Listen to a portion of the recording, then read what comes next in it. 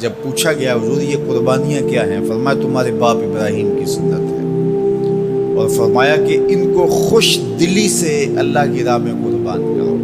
قیامت کے دن یہ اپنے بالوں کے ساتھ، اپنے سینگوں کے ساتھ اور اپنے کھروں کے ساتھ آئیں گے، اور یہ بھی ارشاد فرمایا کہ کل پل صراط پر یہ سواریاں بن کے تمہیں پل صراط سے پار لگائیں گے۔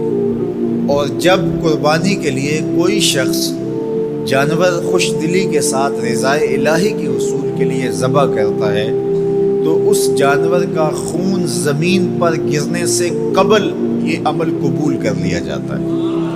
اور یہ بات بھی ذہن میں رکھیے گا کہ ایام نحر میں، ایام نحر یہ 3 دن جو خون بہانے کے ہیں، 10، 11 اور 12 تاریخ، ان ایام میں آپ جو بھی عمل کریں، نماز پڑھیں اور دیگر صالح اعمال کریں، بہت قابل قبول ہیں اور اللہ ان کو قدر کی نگاہ سے دیکھتا ہے۔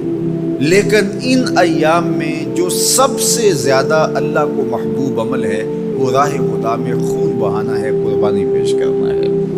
تو قربانی کا کوئی اور متبادل نہیں ہو سکتا۔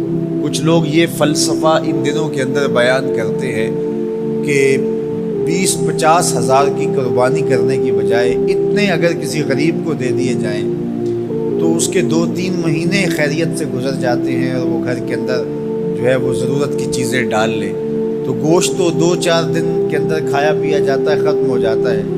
لیکن اگر اتنے پیسے کسی غریب کے گھر دے دیے جائے تو یہ اچھی بات ہے۔ تو اسلام کب اس عمل سے روکتا ہے؟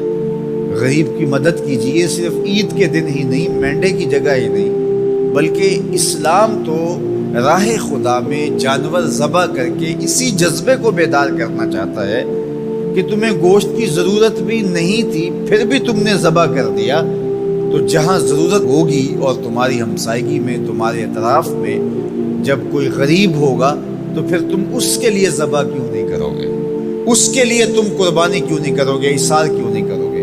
یہاں تو پھر بھی ہم گوشت خود کھا لیتے ہیں یا غربا میں بانٹ دیتے ہیں، لیکن منا کی وادی میں جہاں لاکھوں قربانیاں پیش کی جاتی ہیں، وہاں تو جانور کاٹ کے اس کو ذبح کر کے بس چھوڑ دیا، اس کے گوشت سے غرض ہی نہیں ہوتی۔ زیادہ تر حجاج ایسے ہوتے ہیں جن کو یہ بتا دیا جاتا ہے کہ تمہاری قربانی کر دی گئی ہے، اور وہ فون کال کے انتظار میں یا حکومت وقت کی جانب سے دیے گئے وقت کے بعد حلق کروا دیتے ہیں۔ تو انہوں نے نہ اپنا جانور دیکھا ہوتا ہے، نہ اس کو ذبح ہوتے دیکھتے ہیں، تو صرف انہیں ٹائم بتلا دیا جاتا ہے یا ان کو کال کر دی جاتی ہے تو یہ ان کے لیے کافی ہوتا ہے۔ تو وہاں تو گوشت کھانا بھی مقصود نہیں، تو صرف اللہ کی رضا کے لیے جانور ذبح کرنا۔ تو جب رضا الہی کے لیے جانور ذبح کرنے کا جذبہ پیدا کر کے تمہیں راہ خدا میں خرچ کرنے کی ترغیب دی جاتی ہے تو پھر تم پورا سال خرچ کرو گے، تمہارے لیے کوئی مشکل اور کوئی مشقت نہیں ہوگی۔ لیکن اگر تم جو ہے وہ اس جذبہ خیر سے نور حاصل نہیں کرو گے تو پھر تمہیں یہ دولت نصیب نہیں ہوگی۔ تو سب سے افضل عمل ان 3 ایام کے اندر جو بتایا گیا وہ یہی ہے کہ راہ خدا کے اندر خون بہانا ہے۔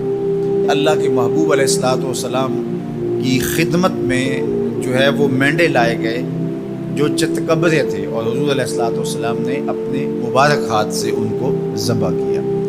تو عید قربان یہ ایثار کی عید ہے، یہ قربانی کی عید ہے، اور اسلام ہمیں قربانی سکھاتا ہے۔ اسلام لمحہ لمحہ قربانی ہے، ایک ایک ساعت اسلام قربانی کا نام ہے، اور ہمیں 10